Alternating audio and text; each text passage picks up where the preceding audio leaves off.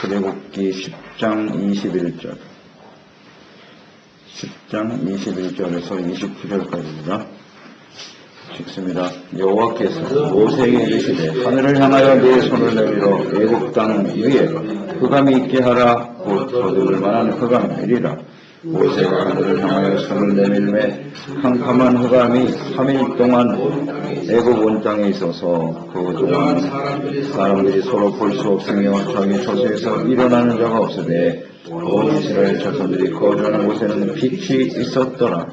바로가 모세를 불러서 이르되 너희는 가서 여호와를 섬기되 너희의 양과 손목을 두고 너희의 어린 것들이 너희와 함께 갈지니라. 모세가 이르되 왕아 우리 하나님 여호와께 드리셔서 번제물을 우리에게 주어야 하겠고 우리의 가족도 우리와 함께 가고 한 마리도 남길 수 없으니 이는 우리가 비강에서 가려다가 우리 하나님 여호와를 섬길 것이며 또 우리가 거기에 이르기까지는 어떤 곳으로 여호와를 섬기는지 알지 못함이니이다 하나 여호와께서 바로의 마음을 완악하게 하셨으므로 그들을 보내기를 기뻐하지 아니하고 바로와 그가 모세에게 이르되 너는 하늘을 바라보고 스스로 삼가 다시 내 얼굴을 보지 말고 내가 내 얼굴을 보는 날에는 죽으리라. 모세가 이르되 당신이 말씀하신 대로 내가 다시는 당신의 얼굴을 보지 아니하리이다. 어둠에 속한 사람들, 재앙으로 애굽 전체가 황폐화되어 가고 있지만 이 완악한 바로는 끝까지 하나님의 뜻을 순종하지 않고 있습니다. 하나님의 백성을 내어보내어 하나님을 섬기게 하라. 이것을 포기하지 못하고 있네요. 이스라엘 백성들은 비록 애굽 땅에 살고 있지만 그들의 주인은 하나님이세요. 하나님의 백성입니다. 그런데 하나님의 백성으로 인정하지 못하는 바로, 이제 그만큼 이게 하나님의 것을 인정한다고 하는 것이 참 쉽지가 않다는 것을 생각하게 되고요. 그래서 바로에게 주님께서 9번째 이제 흑암의 재앙을 내리시는데 이 9번째 흑암의 재앙은 이번엔 예고를 하지 않았어요. 그 전에는 앞으로 이런 일이 일어날 것입니다 라고 예고했는데 그래서 예고를 하지 않고 그냥 해가 어두워졌어요. 애굽 온 땅에 3일간 흑암이 있게 되었더라. 굉장히 두려운 일이 벌어졌네요. 흑암이 이루어졌다라고 하는 것은 이제 해가 빛을 잃게 된 것인데, 이제 해는 모든 사람들에게 주는 일반 은총이죠. 하나님을 믿는 사람들이거나 믿지 않는 사람이거나 해가 있음으로써 생명을 얻게 되고 또 식물이 자라고 양식을 얻게 되는 것이고, 빛이 사라지면 생명의 근원이 사라지는 것과 같아요. 이런 일반 은총이 더 이상 애굽에 내리지 않는다는 뜻이죠. 애굽 땅에.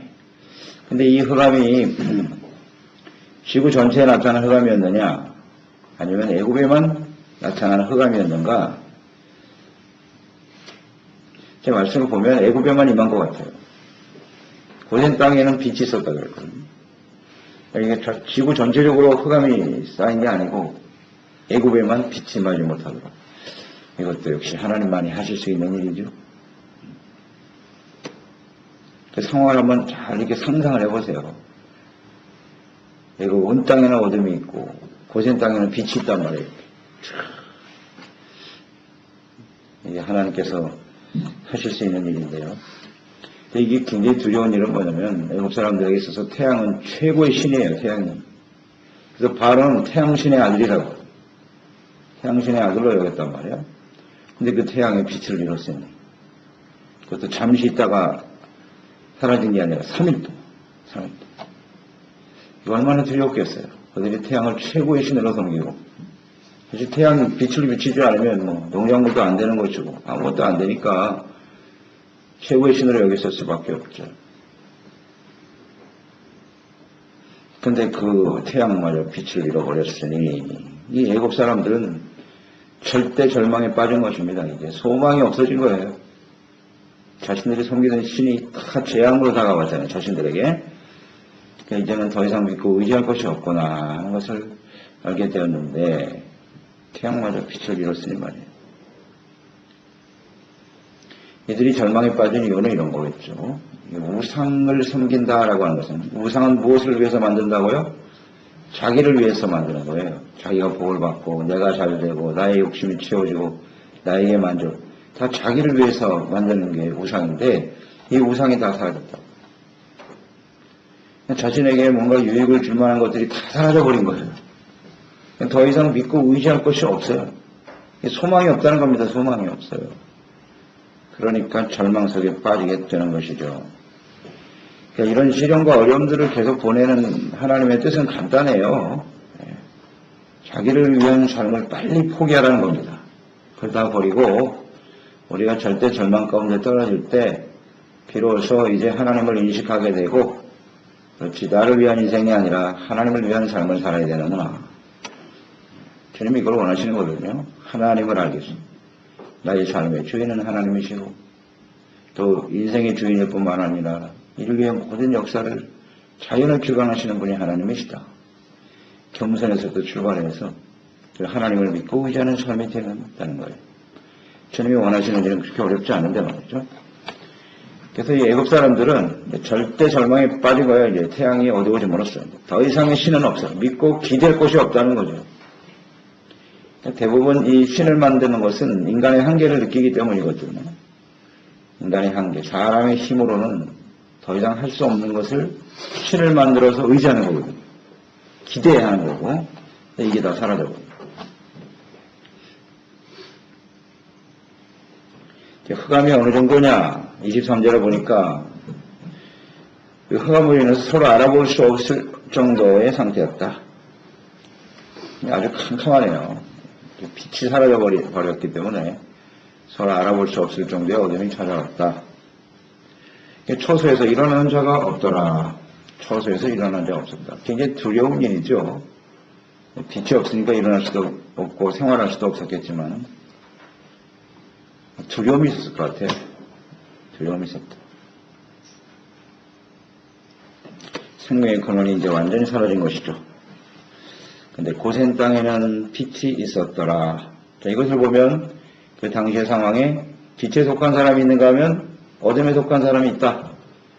두 가지로 쫙 정리가 되네요. 두 부류의 사람으로 정리가 되었도다. 애굽에 속한 사람들은 어둠에 속한 사람들이고 하나님의 백성들은 빛에 속한 사람들이네요. 그러니까 우리는 빛에 속한 사람이냐 어둠에 속한 사람이냐 그 차이를 잘 보면 알겠죠. 하나님의 택한 백성들, 하나님을 경외하고 하나님의 보호하심과 인도하심 속에 살아가는 빛에 속한 사람이 된다는 건 얼마나 귀한 일일까요. 애굽 온 땅에는 어둠과 절망과 두려움이 깊이 드리워져 있지만 고센 땅에는 희망의 빛이 보이잖아요. 이야, 이제 우리는 곧 애굽 땅을 떠나서 하나님이 주시는 가나안 땅을 향해 가게 되겠구나. 그것에 소망이 있다. 빛.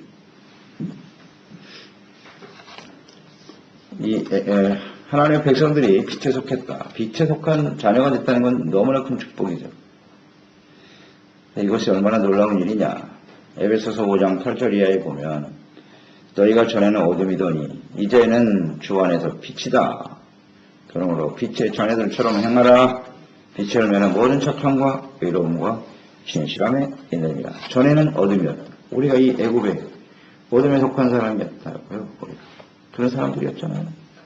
이랬던 사람들이 빛에 속한 사람으로 바뀌게 되었다는 거. 자, 이 일이 얼마나 어려운 일인가를 오늘 지금 이 말씀을 통해서 보는 겁니다. 바로와 그 애굽 백성들 보세요. 어둠에 속한 사람들. 이 재앙이 계속되지만 하나님 앞에 온전히 순종하고 따른다는 것이 얼마나 어려운지. 얼마나 어려운 게 아니라 불가능해요. 불가능. 어둠에 속한 애굽 백성이 하나님의 백성이 된다는 건 불가능하다는 거예요. 안심으로는 도저히 안 되는 겁니다. 이 하나님의 은혜가 아니면 될 수가 없어요. 기적이에요. 기적. 어둠에 속한 사람이 빛에 속한 사람이 된다는 겁니다.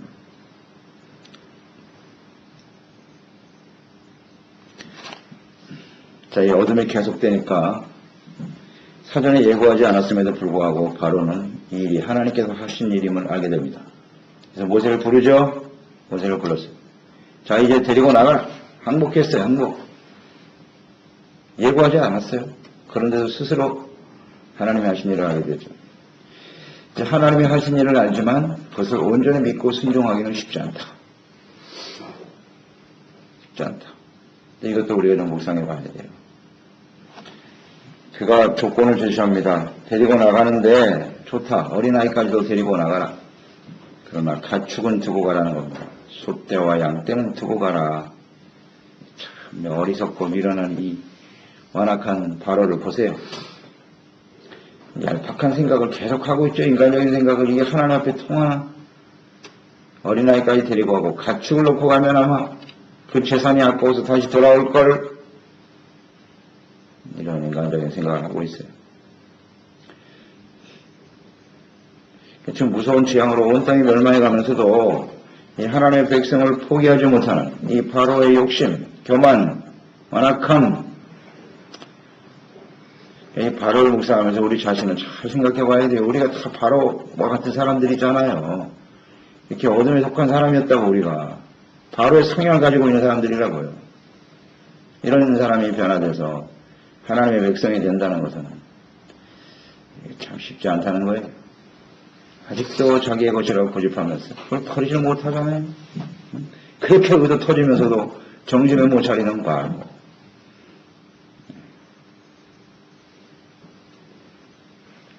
인간적인 생각만 계속 하고 있잖아요. 자기 것을 절대로 놓을 수 없다는 거예요. 자, 이에 대해서 25절, 26절 모세의 대답. 웬만하면 좀 적당히 타협을 할 만도 한데 모세는 여기서 타협할 이유가 있겠습니까? 절대 가축을 두고 갈 수 없다. 우리는 하나님께 가서 우리가 지금 이곳을 떠나려고 하는 것은 하나님을 섬기기 위해서. 하나님을 섬기려면 재물이 있어야 된다. 재물이 있어야 하기 때문에 가축을 두고 우리가 나간다면 그것이 무슨 의미가 있겠느냐. 아주 분명하네요. 우리가 하나님을 섬기는 데 있어서 바로 왕 당신이 재물이라도 갖다 우리를 위해서 드려야 되는데 우리가 가축을 두고 가면 당신이 제공할 것이요? 그렇게 말하면서 절대 두고 갈 수 없어. 한 마리도 남기고 갈 수 없다. 대답하지 않죠. 그래서 하나님의 명령과 뜻에 온전히 순종하려고 하는 모세의 모습을 볼 수 있고요. 그리고 바로가 완전히 항복하기로 원하는 거죠. 항복하기로 원해요. 이 정도 되면 이제 바로도 이제 두 손을 들면 될 텐데 바로가 뭐라 그랬습니까? 좀 타협점을 찾아보자고 제시를 했는데 그거 거절을 당하니까 자존심이 상하는 거야. 그래서 바로에게 화를 내죠. 당장 내 앞에서 사라져라. 너 다시는 내 얼굴 보면 내가 너 죽여버릴 거야. 아주 완악해지죠. 이 바로가 어떤 사람인지 알겠죠? 굉장히 자존심이 강하고 자신이 이 나라의 왕이잖아요. 내가 세상의 주인이라고 생각하는 거예요. 그런 사람이 히브리 천민 자기 노예 백성의 무슨 하나님 이름을 부르고 와서 자기 자존심을 건든단 말이에요 지금. 그런데 그 나라가 다 망해가면서도 말이죠. 끝까지 그 자존심을 버리지 않는 거예요. 내가 타협하는 죄신인데 그것까지도 나를 무시해? 나를 짓밟아버린다고? 그럼 죽여버리겠다고. 네, 이게 바로입니다. 근데 이 바로의 모습이 우리에게도 있거든요. 우리가 얼마나 자존심을 소중하게 여기는지. 별것도 아닌데 사실 세상에서 우리가 무슨 왕도 아니고 절대 권력을 가진 사람도 아닌데 말입니다. 그 자존심 하나 때문에 그거 건들면 사정없이 내가 나를 무시해? 그 죽이려고 하잖아요. 상대가. 바로의 모습이 곧 나의 모습일 수 있다. 참 쉽지 않습니다. 바로보다도 더 어려운 일이 우리 자신을 쳐서 걱정시키는 일이에요. 그러니까 바로의 생각이 있고 하나님의 생각이 있잖아요. 지금 이렇게 부딪히고 있는 거잖아요. 하나님의 생각은 한 마리도 남기지 말고 다 보내라는 건데 그래서 조금은 남겨둬야 될 거 아니냐 하는 생각도 하게 되고요. 바로는 그런 생각 좀 있겠죠. 다시 돌아오게 하기 위해서 솥대를 잡는다. 뭐 이런 생각도 있었겠지만 또 한편으로는 제가 묵상해 볼 땐 그것마저 아까운 거야 이제. 너 몸만 나가라는 거예요. 우리 땅에 와서 여기서 여기 있는 풀을 먹고 가축 재산 이렇게 늘어났잖아. 그러니까 재산을 놓고 가.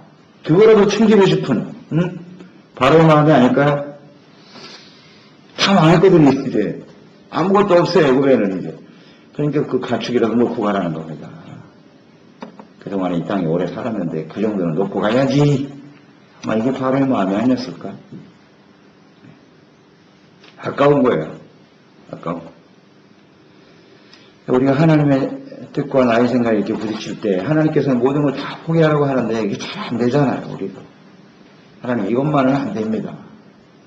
자꾸 이렇게 하나님과 타협하려고 하는 놓지 못하는 이런 모습이 있고요. 그것마저도 하나님이 거절하시고 그것마저도 가져가신다면 그때 그 마음속에 말이죠. 두 손 들고 겸손히 항복하는 게 아니라 사람이 더 완악해져요. 바로처럼. 그러니까 하나님의 시련이 막 이렇게 겹쳐서 다가올 때 생각해 보세요. 하나님 이것마저도 가져가십니까? 이런 상황까지 부딪히면요. 사람의 마음이 완전히 완악해진다고요. 그래서 하나님께 완전히 등을 돌려버립니다. 야, 내가 이런 하나님을 믿어야 되나? 그런 상황이 온단 말이에요. 그게 이제 완전 자기가 무너지는 상태거든요. 근데 바로가 그런 상태에 온 것인데, 결국 그냥 분노가 폭발하고 말았네. 자기가 왕이라는 것, 그걸 내려놓지 못해. 모든 게 자기 것이라는 것, 이거 내려놓기 이렇게 어렵구나. 이런 기적이 수없이 벌어지는데, 재앙이 일어나는데, 못 버리네, 못 버려. 죽여버리겠다 그랬어요. 위협하고, 협박을 하고 있습니다. 그러니까, 저 안타깝죠? 이 모세 입장에서는, 바로 보고 싶겠습니까? 29절. 나도 마찬가지요. 이제는 다시는 당신이 내 얼굴 볼 일이 없을 것입니다, 나도. 이게 얼마나 무서운 말인지 알겠죠? 그래도 그동안이라도 모세가 자꾸 나타나서 대화하고 말씀 전해주고 하는 것은 기회를 주는 거예요, 기회. 돌이키고 회개할 수 있는 기회, 하나님을 알 수 있는 기회를 계속 주는 거예요. 그런데 다시 보지 않는다는 얘기는 이제는 마지막이죠. 그래서 이게 9번째 재앙인 거예요. 마지막 재앙 한 가지만 남겨두고 있는 거예요. 이 심판의 끝. 다시는 보지 않겠다. 이게 얼마나 무서운 말인데. 그럼 우리가 하나님 앞에 주님을 섬기는 삶의 여정에 여러 가지 시련과 어려움이 다가오는데요. 절대로 이게 마지막을 선포하는 사람이 되지 맙시다. 내가 이제 더 이상 이런 생각을 하면 안 돼요. 이게 굉장히 위험한 생각이에요. 내가 더 이상 하나님 앞에 기도하지 않겠습니다. 예배 안 드릴 거예요. 뭐 교회 안 나갈 거예요. 아휴, 이건 정말 두려운 일입니다. 이런 생각을 갖게 된다는 것은 이제 더 이상 하나님이 기회를 주시지 않겠다는 거예요. 바로의 모습과 같잖아요. 안 하겠다는 게 기도도 안 하고 뭐 봉사도 안 하고 섬기기도 안 하겠다.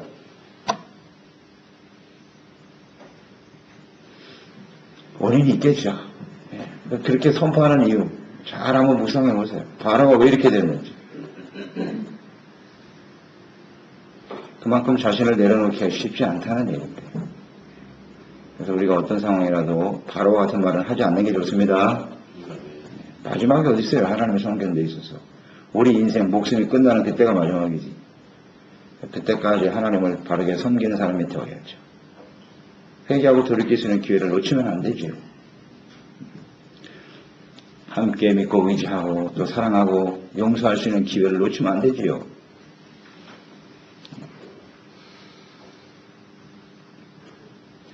최후의 통첩입니다.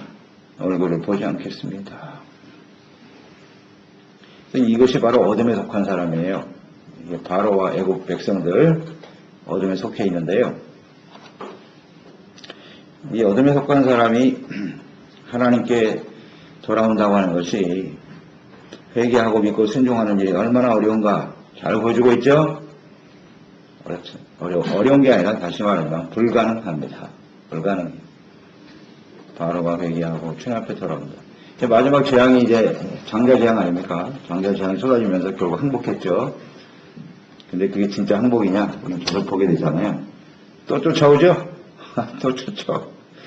이야, 이렇게 완악한 바로 결국 물속에 들어가 다 수장되고 그렇게까지 가는 거예요. 마지막까지 가는 거라. 이게 어둠에 속한 사람들의 모습이라고. 우리가 그런 사람들이었어요. 이 바로의 성향을 가지고 있는 사람이었다 우리가. 어둠에 속해 있었으니까요. 빛이 보였죠. 우센 땅에 빛이 임했다고요. 분명히 빛과 어둠의 그 차이를 분명히 보았다고 눈으로. 그러면 그 어둠 가운데 있으면 야 우리도 저 빛으로 나아가야 되겠구나. 하나님이 왜 고센 땅에 빛을 보여주신지 알겠죠? 어둠 가운데 필요한 게 빛이거든요. 그러니까 너희들이 지금 어둠 가운데 있지? 빛의 소중함을 알겠느냐? 빛 가운데는 나아가기를 원한다. 이스라엘의 하나님, 빛이신 하나님을 보아라. 그 하나님을 사모하고 그 주님께 나아가기를 원했던 것인데 그게 안 되네요. 아니, 어둠 가운데 빛이 얼마나